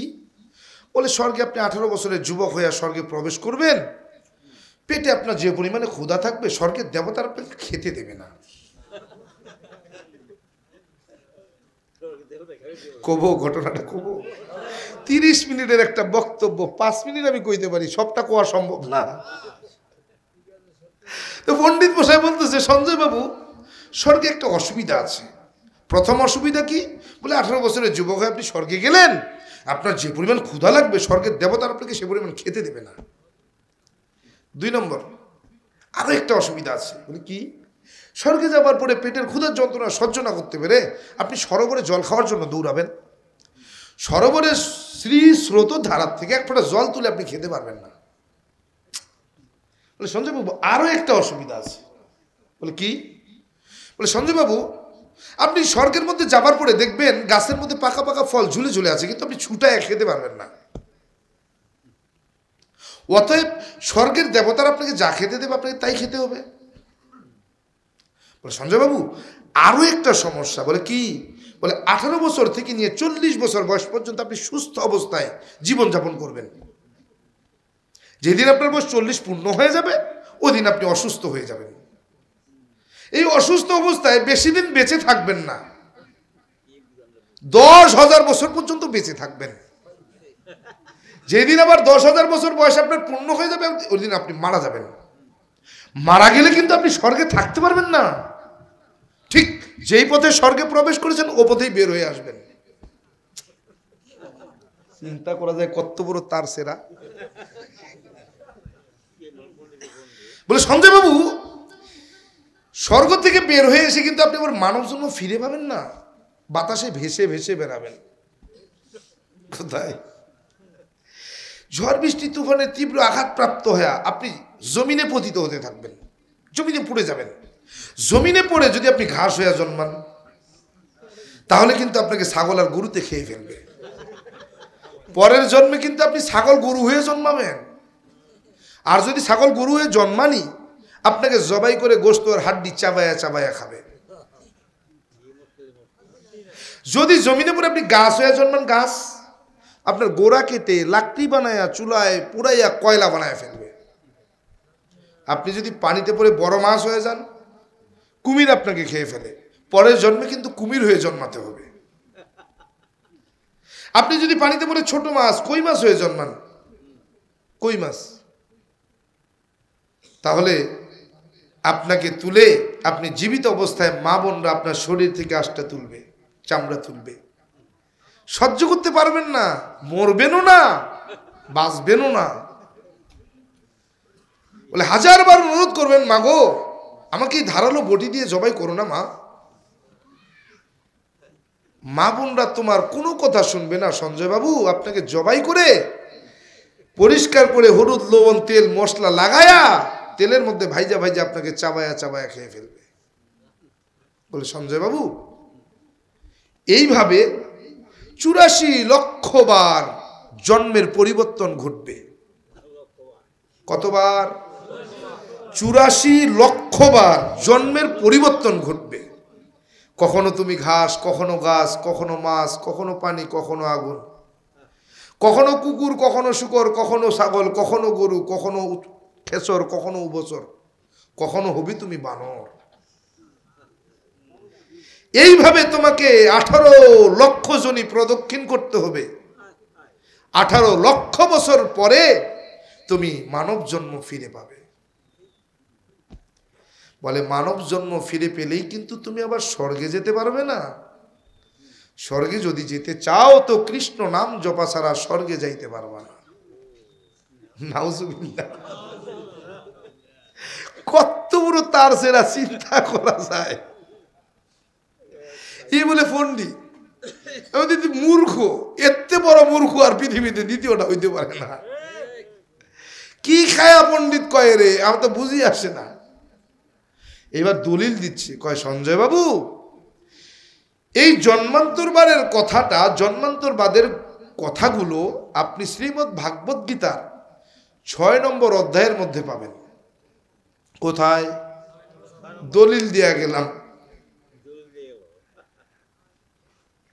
শ্রীমদ্ ভাগবত গীতার 6 নম্বর অধ্যায়ের মধ্যে এই জন্মান্তরবাদের ঘটনাটা লেখা আছে। যারা দাদা কাকা জেঠারা শুনছেন আপনারা মিলাইয়া নেবেন। ঠিক যা যেভাবে বলছি এভাবেই লেখা আছে, আমিও পড়ে দেখেছি। কিন্তু এই হতভাগা পণ্ডিত তার ধর্মগ্রন্থ বেদ পড়ে নাই। উত্তরায়ণ বেদের মধ্যে একখানা মন্ত্র আসছে, ডক্টর বেদপ্রকাশ উপাধ্যায় কল্কি অবতার নামক কিতাবের 33 নম্বর পৃষ্ঠায় উল্লেখ করছেন। লা ইলাহা ভর্তি পাপম ইল ইলাহা পরম পাদম জন্ম বৈকুণ্ঠ পৈনুতি তজপি নাম মুহাম্মদ। ডক্টর বেদপ্রকাশ উপাধ্যায় বলেন, দুনিয়ার জমিনে তুমি যদি সত্যিকারের হিন্দু হতে চাও এমনি এমনি দাবি করা যাবে না। 2টা জিনিস মেনে নাও। কয়টা? 1 নম্বর লা ইলাহা ভর্তি পাপম ইল ইলাহা পরম পাদম। বলে তুমি যদি দুনিয়ার জমিন থেকে পাপ থেকে মুক্তি পেতে চাও, পাপগুলোকে যদি পুণ্যের দ্বারা পরিবর্তন করাইতে চাও, এমনি হবে না। লা ইলাহা ইল ইলাহা নামক কালেমা পড়ে মুসলমান হয়ে যাও।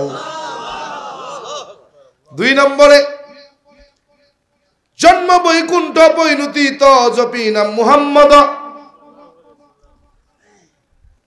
ডক্টর বেদপ্রকাশ উপাধ্যায় বলে, মৃত্যুর পরে বৈকুণ্ঠ নামক স্বর্গে যদি যেতে চাও, যেই স্বর্গে গেলে তোমার পেটের ক্ষুধা যন্ত্রণা থাকবে না, যেই স্বর্গে গেলে তোমার পানি পিপাসা লাগবে না, যেই স্বর্গে গেলে তোমার ফল পেরে খাওয়ার জন্য কোনো কষ্ট হবে না। বলে ফল খেতে চাইবে তোমার হাতে এসে ধরা দেবে, তুমি ফলটা ছুটায় খেয়ে ফেলবে। যেই স্বর্গে গেলে তুমি কোনোদিন অসুস্থ হবে না, 40 বছরের জুয়ান হয়ে তাজা যুবক হয়ে স্বর্গের মধ্যে থাকবে। 10,000 বছর পর তোমার মৃত্যু হবে না। ওই স্বর্গে যদি যেতে চাও এমনি যাওয়া যাবে না। বলে কি করতে হবে? বলে অপরিণতি তজপি নাম মুহাম্মদ, মুহাম্মদের জীবন আদর্শ বাস্তবায়ন করতে হবে। তুমি সত্যিকারের হিন্দু হতে চাইলে 1 নম্বরে কালেমা পড়ে মুসলমান হয়ে যাও রে মুমিন। 2 নম্বরে তুমি স্বর্গে যদি যেতে চাও কৃষ্ণের আদর্শ বাস্তব, ভগবান শ্রীকৃষ্ণের আদর্শ নয়, মুহাম্মাদুর রাসূলুল্লাহ সাল্লাল্লাহু আলাইহি ওয়া আলিহি ওয়াসাল্লামের আদর্শ বাস্তবায়ন করো, তার আদর্শ বাস্তবায়ন করো, তার সুন্নাহকে আমল করো, সুন্নাহকে মানো। তুমি যদি আমার রাসূলের আদর্শ বাস্তবায়ন করতে পারো আর মুসলমান হইতে পারো, আমার আল্লাহ তাআলাও তো জানায়া দেয় এমন একটা স্বর্গ তোমাকে দেওয়া হবে, অবাশিরিল্লাযীনা আমানু, বলে বাশশিরিল মুমিনিন যারা হতে পারবে তাদের জন্য জান্নাতের ঘোষণা। বলে বাশশিরিল মুমিনিন কারা? বলে এক নম্বরে কালেমা পড়বে, কালেমা পড়ে ঈমান আনবে, রসুলের আদর্শ বাস্তবায়ন করবে। এই দুইটা আমল, দুইটা জিনিস যেই মুসলমানের ভিতরে থাকবে, এ হলো বাশশিরিল মুমিন। এদের জন্য ঘোষণা আমার রব্বে কারীম বলেন জান্নাতিন তাজরি মিন তাহতিহাল আনহার। আল্লাহ পাক রব্বুল আলামিন বলেন জান্নাতিন তাজরি মিন তাহতিহাল আনহার, আন্না লাহুম জান্নাতিন তাজরি মিন তাহতিহাল আনহার কুল্লামা রুজিকু মিনহা মিন থামারাতির রিজকা ক্বালু হাযাল্লাযী রুজিকনা মিন ক্বাবল ওয়া উতু বিহি মুতাশাবিহা ওয়া লাহুম ফিহা আজওয়াজুম মুতাহহারাতু ওয়া হুম ফিহা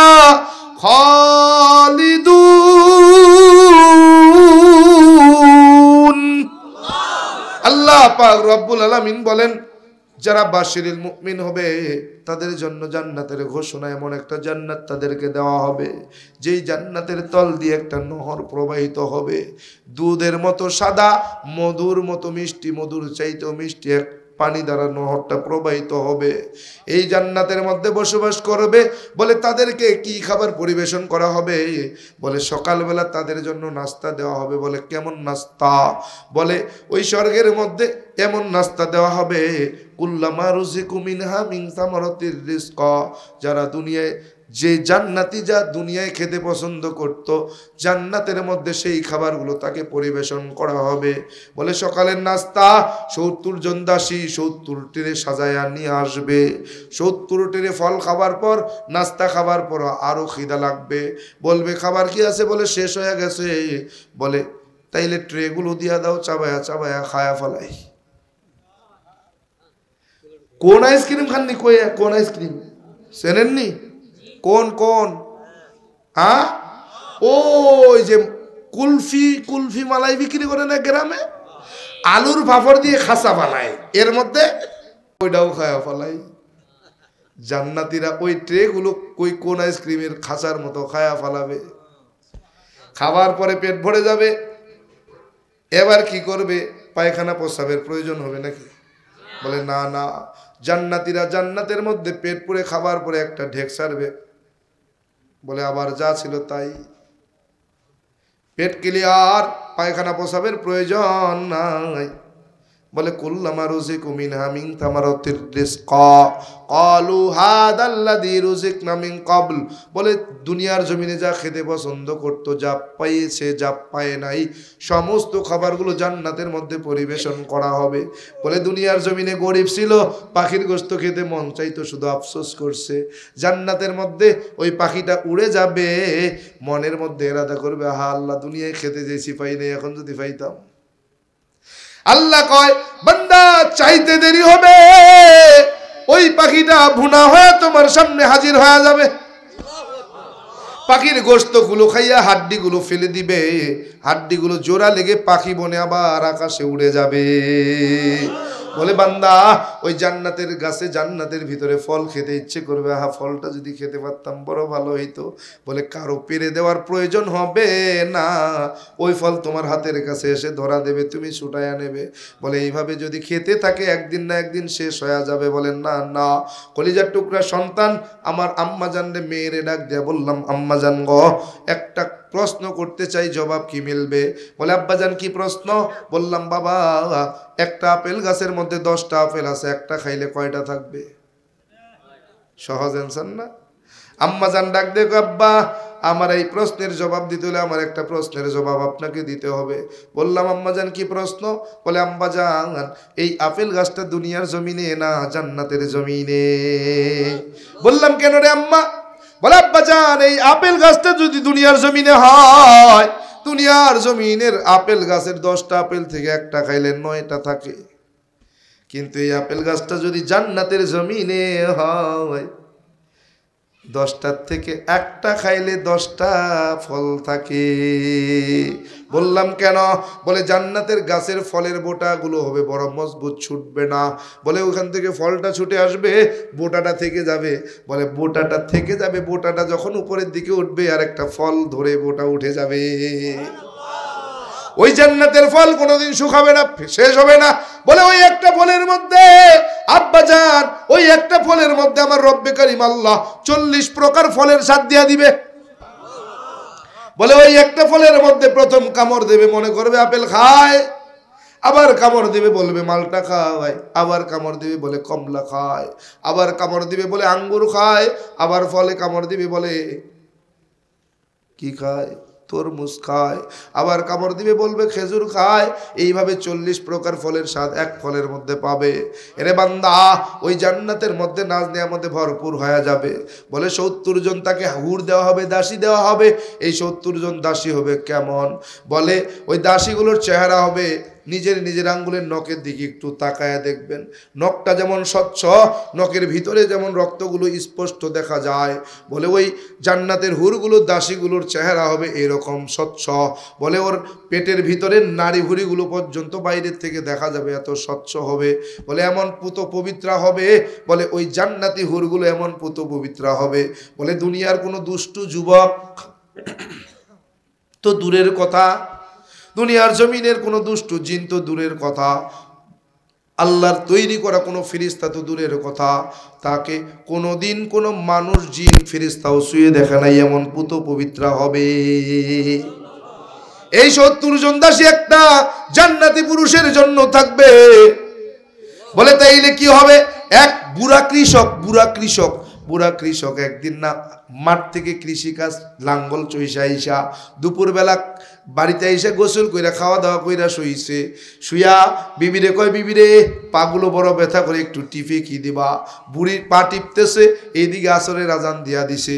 বুড়া উঠে নামাজে দাঁড়ায়, নামাজ শেষ কইরা দোয়া করতেছে, আল্লাহ তুমি আমাকে জান্নাতুল ফিরদাউস দিও, সাথে 70টা হুর দিও। কি কইছে? আল্লাহ জান্নাতুল ফিরদাউস দিও, সাথে 70 জন হুর দিও। বুড়ি শূন্য কয়, ওরে বুড়া, পা ফাটা বুড়া, পা টিপি আমি, চাও তুমি হুর? হ্যাঁ, ওরে পা ফাটা। এইবার বুড়িয়ে ওযু কইরা এসে নামাজের মধ্যে দাঁড়াই, আসরের নামাজ পড়া আল্লাহর কাছে কয়, আল্লাহ আমাকেও তুমি জান্নাতুল ফিরদাউস দিও, সাথে 70টা হুরা দিও। এখন বুড়ায় কয়, সর্বনাশ, আরে জান্নাতের মধ্যে হুর থাকবে বুঝলাম, কিন্তু হুরাটা আবার কি? চিন্তা করা যায়। কয়, বুড়া তুমি আবার ঠকাইতে পারবা না, তুমি একা জান্নাতের মধ্যে হুর নিয়ে থাকবা, আমি ফাঁকা থাকবো না। না, আমিও আল্লাহর কাছ থেকে হুরা নিমু। এ বান্দা, আল্লাহ পাক রব্বুল আলামিন বলে 70 জন দাসী তোমাকে দেওয়া হবে। বলে দুনিয়ার জমিনে তোমার বউটা ছিল কালো, ওই আমল ছিল ভালো, ওই 70 জন দাসী হইয়া জান্নাতের বালাখানায় থাকবে সাজায়া ভালো। বলে দুনিয়ার জমিনে তোমার বিবিটা যদি কালো হয়, আমল যদি ভালো হয়,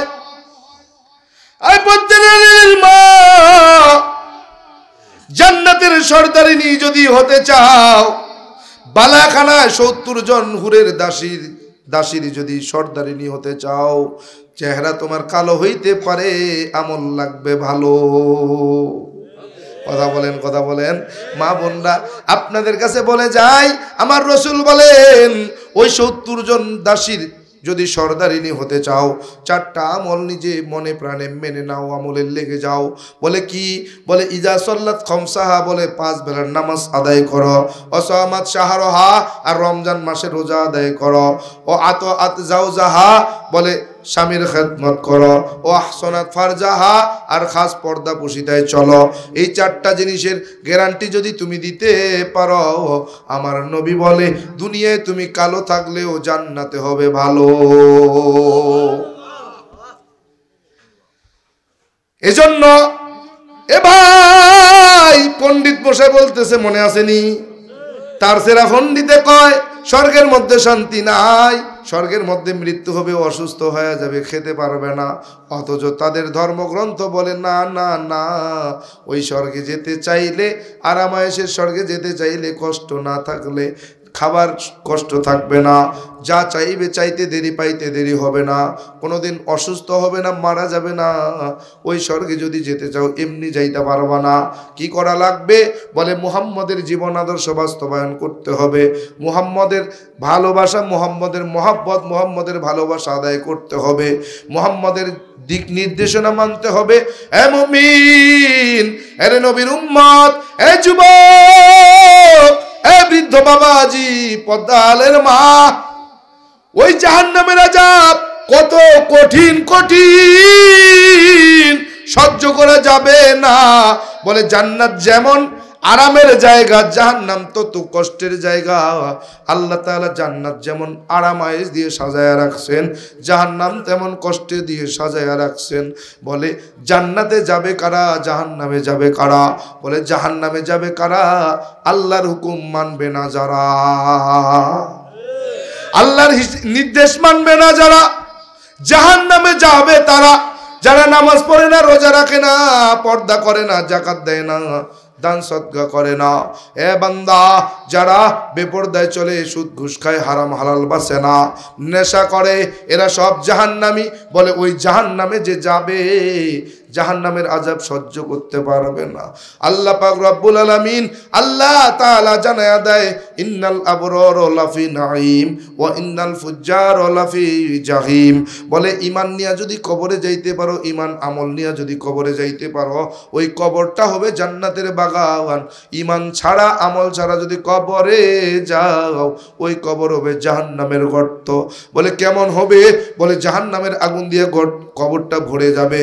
বলে একটা নয়, দুইটা নয়, 70 থেকে 90টা সাপ এসে হাজির হয়ে যাবে।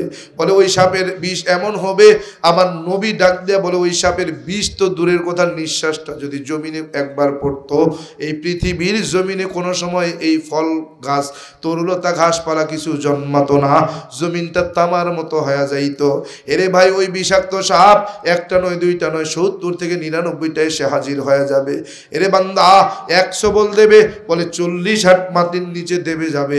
ওই সাপের আবার পা থাকবে, নখ থাকবে, থাবা মেরে টান দিয়া উঠাবে, আবার সবল দেবে। বলে সহ্য করতে পারবে না, বাঁচবেও না, মরবেও না, সহ্য করা যাবে না।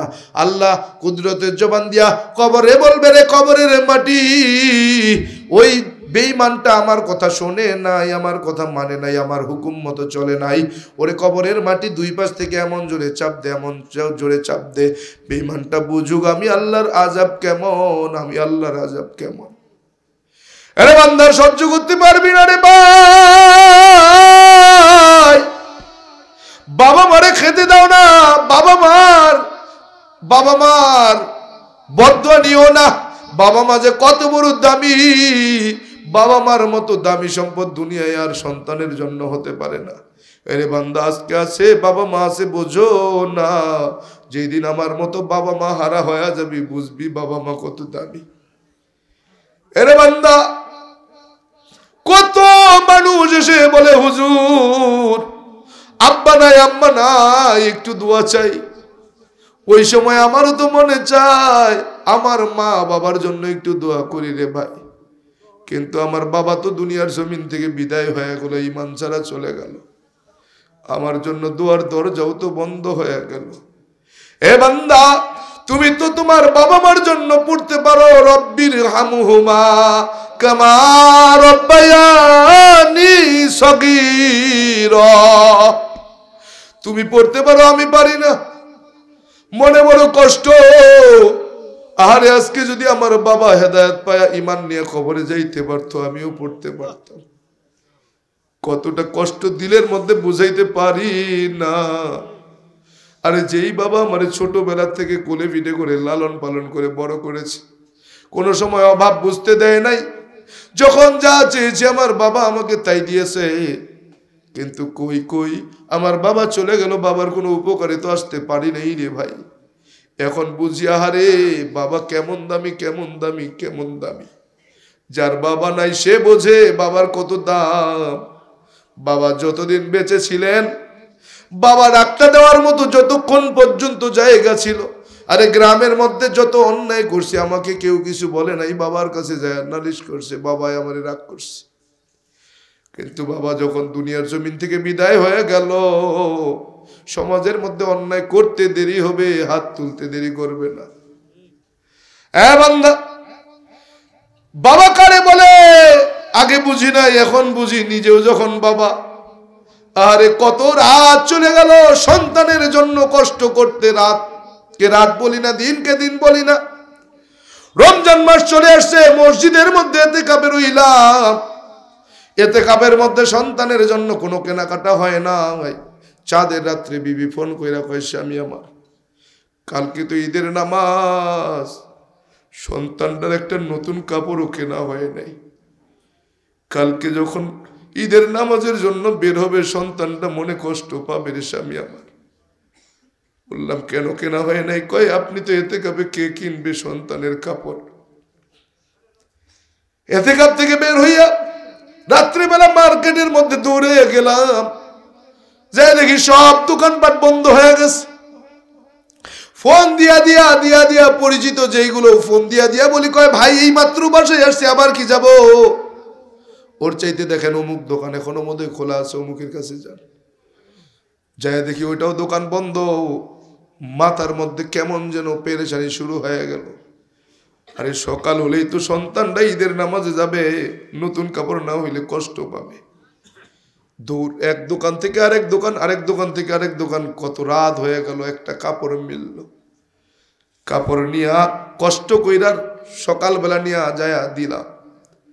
হ্যাঁ বান্দা, তোমার একটু খেয়াল করে দেখো, তোমার বাবা মা কত রাত কত ঈদ গেছে, নিজে নতুন কাপড় পরে নাই, কিন্তু তোমারে নতুন কাপড় ঠিকই কিনা দিছে, তোমারে কিনে দিতে সে ভুল করে নাই।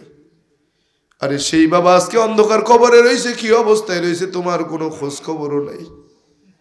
আরে বাবা যে কাকে বলে, বাবা কাকে বলে জানো? সন্তান জানো? বাবা এমন হয় ঈদের দিনে নিজে নতুন কাপড় না পরে সন্তানের পরায়। জানো রে সন্তান মা কাকে বলে? মা আমি জানি মা কাকে বলে। 21টা বছর পর্যন্ত মায়ের সাথে সাক্ষাৎ হয় নাই, মাকে দেখতে পারি নাই, মনের মধ্যে বড় কষ্ট। আমার ভাইরা মায়ের সাথে দেখা করতে দেয় না, গ্রামের মানুষ গ্রামে যেতে দেয় না। আরে মা কেমন আছে মায়ের খোঁজটাও নিতে পারি না। কত কষ্ট, দিলের মধ্যে কত কষ্ট। এই তো গত বছর মাকে দেখতে গেলাম, যায় দেখি দরজার সামনে ঢুকছি, মা মা বলে যখন ডাক দিয়েছি, মা বুড়ো মানুষ, কোমর বাঁকা হয়ে গেছে, হামাগুড়ি দিয়ে দিয়ে দৌড়ে আইসে কয়, বাজান তুমি আইসো নাকি? এতদিন কোথায় ছিলি রে খোকা? আমার কথা এতদিন কি তোমার মনে পড়ে নাই? বলি মা মনে তো পড়ছে, আমার ভাইরা গ্রামের মানুষটা আমাকে আসতে দেয় নাই। বলে বাবারে তুই না আমার নারী ছেঁড়া ধন, তুই না আমার পেট মুছা সন্তান, তোকে ছেড়ে থাকতে পারি না বাবা, তুই কি জানো না? এ বাবা তুই আমাকে ছাড়া কেমনে এতদিন থাকছো, আমার কথা কি তোমার মনে পড়ে না? আরে মা কাকে বলে, মা কাকে বলে? মার কাছে যায় দেখি মা দুপুর বেলা রান্না করে। বলি মা গো, এখন প্রায় 3টা 3:30 বেজে গেল, এখনো তুমি রান্না করো, খাবে কখন? বলে বাবা এভাবেই খাই। বলি কেন, তোমার আর ছেলের বউরা কি তোমার সঙ্গে থাকে না গো? মা বলেন না, ওরা তো ওদের সংসার নিয়ে ব্যস্ত, আমি একা একাই বাড়িতে পড়ে আছি, কেউ আমাকে দেখে না। আরে সন্তান, যেই মায়ের কারণে তুমি দুনিয়ায় আসছো, যেই মা কত কষ্ট করছে তুমি তো জানো না। আরে কত মা সন্তানের মুখ দেখার জন্য, সন্তানের মুখে আম্মু ডাকটা শোনার জন্য জীবন পর্যন্ত বিসর্জন দিয়া দিছে। আরে তুমি তো জানো না, তোমাকে জন্ম দিতে গিয়ে মা কত রক্তপাত করেছে। বলে এতটা রক্ত যদি কোনো পুরুষের শরীর থেকে বের হইতো, ওই পুরুষটা বাঁচত না। বিজ্ঞান প্রমাণ করছে যেই পরিমাণ রক্ত খনন হয় মায়ের, ওই পরিমাণ রক্তক্ষরণ যদি কোনো পুরুষের হতো, কোনো পুরুষ বেঁচে থাকতো না। বলে মা সন্তান জন্ম দিতে গিয়ে যেই কষ্টটা করে, এই সন্তান যদি পুরুষকে দেওয়া হতো সন্তান বাঁচতে পারতো না। জীবনের ঝুঁকি নিয়ে মা তোমার জন্ম দিয়ে তোমার মুখের মা ডাক শুনতে গিয়ে কত মা দুনিয়া থেকেও বিদায় পর্যন্ত হয়ে গেল। কয়েকদিন আগের ঘটনা বলি, আমার এক বন্ধু, আমার এক ভাই চরমনাইয়ের জমিনে আল্লাহর বান্দা দ্বিতীয় সন্তানের বাবা হয়েছে। আহারে কারগুজারি শুনলাম। বলে মৃত্যুর আগের দিন সারা দিনের ঘটনা। বলে আজকে আপনি আমাকে ছেড়ে কোথাও যাবেন না, কোথাও না, কোথাও না। সন্তানটা সারাদিন খালি মায়ের কাছে ঘুরে, মায়ের কাছে ঘুরে, এক ওয়াক্ত নামাজও কাজা করে না। ওই বিবিটা যখন সন্তান গর্ভে ছিল, বাড়িতে ছিল, বাসায় নিয়ে আসবে, গ্রামের থেকে বাসায় আসবে, বলে স্বামী আমার তাড়াতাড়ি আপনি বাড়িটা কমপ্লিট করেন, আমি একটু আপনার বাড়িতে থাকবো। বলে বেশি না, 1 মাস থাকবো, 1 মাসের জন্য আমাকে বাড়িতে উঠাইবেন। বাড়িতে নিয়েও আসছে, 1 মাস থাকছেও, 1 মাস পরে বাড়িতে চলে গেছে। আরে যেই রাত্রে তার ইন্তেকাল হবে, সকালবেলা ইন্তেকাল হয়েছে, রাত্রে বেলা সে তাহাজ্জুদ পড়েছে, সারা রাত ঘুমায় না। সন্তানটা বারবার বলে আম্মু ঘুমাও না কেন? ও আম্মু আমি তো তোমাকে ছাড়া থাকতে পারি না রে আম্মু। যখন বলতেছিল তখন আমি নিজেই নিজেকে কন্ট্রোল করতে পারতেছিলাম না। বলে সন্তানটা ওই দিন কেমন যেন আম্মুর কাছ থেকে সরে না। সন্তানটাও সারা রাত ঘুমায় না। ফজরের আজান হয়ে গেল, বান্দি ফজরের নামাজ পর্যন্ত পড়ল। বলে স্বামী আমার পাশে একটু বসেন, আমার পাশে একটু বইসা থাকেন, পাশে একটু বইসা থাকেন। বলে আমার কেমন যেন ভালো লাগে না, আমার যদি কিছু হয়ে যায় আমাকে মাফ কইরা দিয়ে। আরে মা কাকে বলে? মা কাকে বলে? ওই সন্তানটা এখনো বেঁচে আছে, মা নাই, মা তো চলে গেছে, সন্তান রেখে গেছে, স্বামী তো আর কিছু করারও নাই। আহারে সন্তানগুলো এতিম বানাইয়া যখন চলে গেছে, কেমন এক অবস্থা হয়ে গেছে। এরে সন্তান, আজকে তোমার মা আছে, মায়ের অভাব তুমি বুঝবা না। যার মা নাই তার কাছে শুই না, দেখো মা কত দামি রে। আরে মায়ের মতো মমতা, মায়ের মতো আদর কেউ করে না, কেউ ভালোবাসে না। আরে মা যে কেমন ভালোবাসে, সারাদিন সারা বছর ধরে তুমি মাকে খেতে দাও নাই, মাকে একবার মা বলেও ডাকো নাই।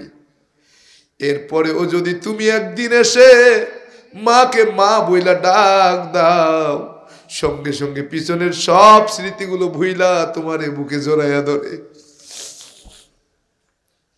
এ বান্দা, আজকে সুন্দরী বউ পাইয়া যেইভাবে তুমি শ্বশুর শাশুড়িকে মা বইলা ডাকতেছ, আরে এমন ভাবে ডাকো জীবনে কোনোদিন তোমার মাকেও এমন আদর করে ডাকো নাই রে ভাই। আরে জানো না, জানো না, জানো না ওই মা যে কত দামি, মা যে কত দামি জানো না। যাকে তুমি বউ হিসেবে গ্রহণ করছো, স্বার্থের টান পড়বে, যার কারণে তুমি মাকে ভুলে গেছো। ওই স্বার্থন্বেষী বউ যদি একটু স্বার্থের টান পড়ে, তোমাকে আসামির কাঠগড়ায় দাঁড়াইতেও দ্বিধা করবে না। যেই শ্বশুর শাশুড়ির কারণে মাকে তুমি খেতে দাও না, পড়তে দাও না, ওই শাশুড় শাশুড়ির স্বার্থের মধ্যে টান পড়লে তোমাকে ছেড়ে কথা বলবে না। এ বান্দা, তুমি জানো না মা যে কত দামি? মাকে গিয়া বললাম, মা এত বেলা হয়ে গেছে এখনো রান্না হয় নাই, কখন তুমি খাইবা?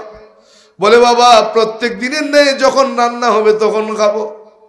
আমি বললাম, মা গো এই বয়সেও তুমি রান্না করে খাও, আমার তো কষ্ট হয়, তোমার কি কষ্ট লাগে না?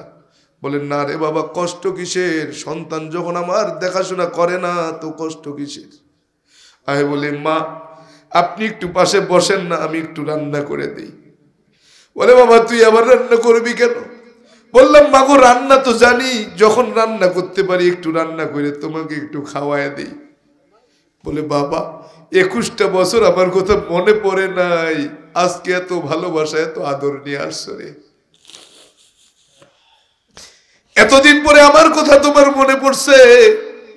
আমি বলি মা উপায় ছিল না, আমি নিরুপায়, আমার ভাইরাও আসতে দেয় নাই, আমার গ্রামের লোকেরাও আসতে দেয় নাই।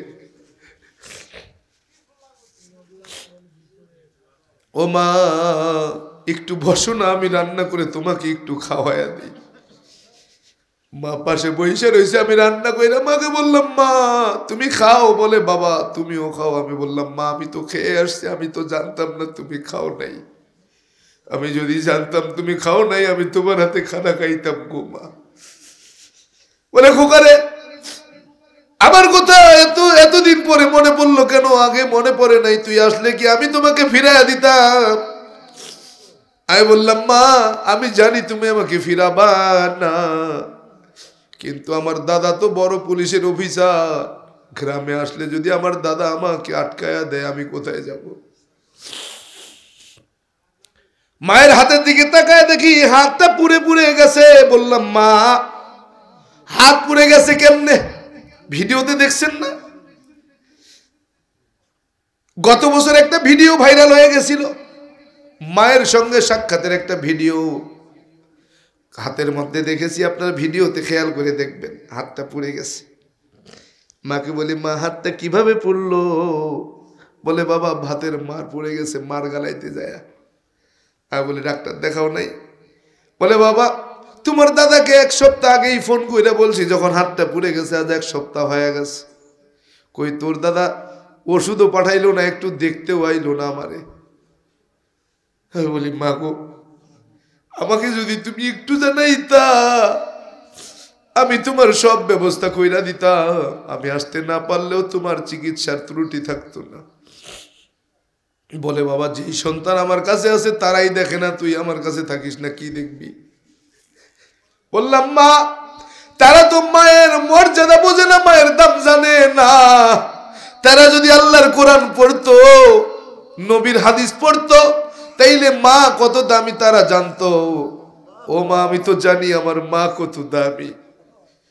আরে মায়ের দোয়া ছাড়া কোনো সন্তান বড় হইতে পারে না, মায়ের দোয়া ছাড়া কোনো সন্তান উন্নতি করতে পারে না, মায়ের দোয়া ছাড়া কোনো ব্যবসায় উন্নতি করতে পারে না। মায়ের দোয়াটা এত দামি এত দামি এত দামি, মায়ের বড় দোয়াটাও বড় দামি। মা দোয়া করলে যেমন সন্তানের মর্যাদা বাড়ে, মা বদদোয়া করলে সন্তানের ধ্বংস অনিবার্য হতে পারে। এজন্য এরে মুমিন মা আছে বাবা আছে যাদের, আরে জীবন ভর মায়ের সাথে খারাপ ব্যবহার করছো, মায়ের সাথে দুর্ব্যবহার করছো, বাবার সাথে খারাপ আচরণ করছো, চোখের পানি দুইটা চাইরা মায়ের পা ধইরা বাবার পা ধইরা একটু ক্ষমা চাইও। আরে বাবা মায়ের পা ধইরা ক্ষমা চাইলে সম্মান কমে না, সম্মান বাড়ায় দেয় আমার আল্লাহ। এ সন্তান যদি তুমি বাবা মায়ের কাছে ক্ষমা পাইতে পারো, মনে করবা আমার আল্লাহ তোমারে মাফ কইরা দিছে, তোমার জন্য জান্নাত আল্লাহ তৈরি কইরা রাখছে। মা বাবার কাছে ক্ষমা চাইও রে ভাই, মা বাবারে কষ্ট দিও না দিও না দিও না। মা বাবারে কষ্ট দিয়ে কেউ বড় হতে পারে নাই, তুমিও পারবে না। এই জন্য বাবা মায়ের কাছে ক্ষমা চাইও, বাবা মায়ের পা ধইরা ক্ষমা চাইও। আর যদি বাবা মা না থাকে বাবা মায়ের কবরের কাছে যাইয়া একটু দোয়া কইরো। এরে সন্তান ওই বাবা মা কবর থেকে তাকায় আছে, যে সন্তান আমি রাইখাইলাম আমার জন্য একটু দোয়া করে। কখন একটু দোয়া করবে, আরে কবরের আযাবটা বন্ধ হবে। এর সন্তান বাবা মায়ের জন্য সন্তানের দোয়া যে কত দামি কত দামি কত দামি। যেই বাবা মা কবরে আছে তারা ছাড়া কেউ বোঝে না। তুমিও একদিন বাবা হবা, সন্তান রেখে কবরে যাইবা, ওই দিন তুমি বুঝবা সন্তানের দোয়াটা কত দামি। এজন্য বাবা মায়ের কবর জিয়ারত কইরো, বাবা মায়ের কবরের পাশে যাইয়া একটু দোয়া কইরো, বাবা মায়ের কাছে ক্ষমা চাইও। আরে বান্দা দুনিয়ার জমিনে তোমার বাবা মা আছে, বাবা মায়ের পা ধইরা ক্ষমা চাইও, বাবা মায়ের কাছে ক্ষমা চাইয়া নিও।